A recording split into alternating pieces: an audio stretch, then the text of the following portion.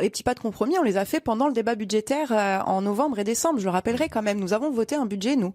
Nous avons adopté le budget qui a été débattu à l'Assemblée nationale pendant de longues heures, qui visait justement à revoir la copie présentée par le gouvernement Barnier, à faire entrer de nouvelles recettes pour justement ne pas impacter les services publics. Donc nous avons fait des compromis. Vous parlez de la réforme des retraites. Vous avez vu qu'une partie de la gauche, en tout cas, acceptait les discussions avec le gouvernement, les socialistes, les écologistes, les communistes. Ils ont accepté, mais je sens aussi que ça n'aboutit sur pas grand-chose pour l'instant. C'est leur droit, effectivement, d'aller discuter avec le gouvernement tel qu'il est aujourd'hui. Nous avons fait un autre choix, mais je voudrais juste, sur la question des compromis, insister là-dessus parce que c'est assez facile, cette petite musique qui dirait qu'il y aurait que de la responsabilité d'un côté et pas de l'autre.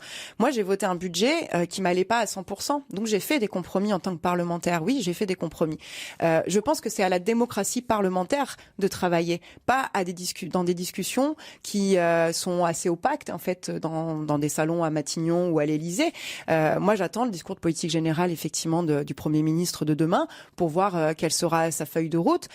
Même si je ne me fais peu d'illusions sur ses objectifs. Si François Bayrou abroge la réforme des retraites, est-ce que vous vous dites pas, on aura peut-être loupé quelque chose ces dernières semaines je doute qu'il abroge la réforme des retraites. Il suffit de voir un peu son camp qui prend la parole aujourd'hui et qui semble dire qu'il ne faut pas toucher d'un cheveu à cette réforme qui a été pas adoptée, qui n'a pas été votée, qui a été imposée par un 49-3 contre l'Assemblée nationale et contre l'extrême grande majorité du pays. Donc non, on ne s'entête pas, nous faisons de la politique, nous avons un mandat de nos électeurs. La question du budget aujourd'hui qui est le fondement des discussions qui se mènent avec une partie des forces politiques et ce gouvernement.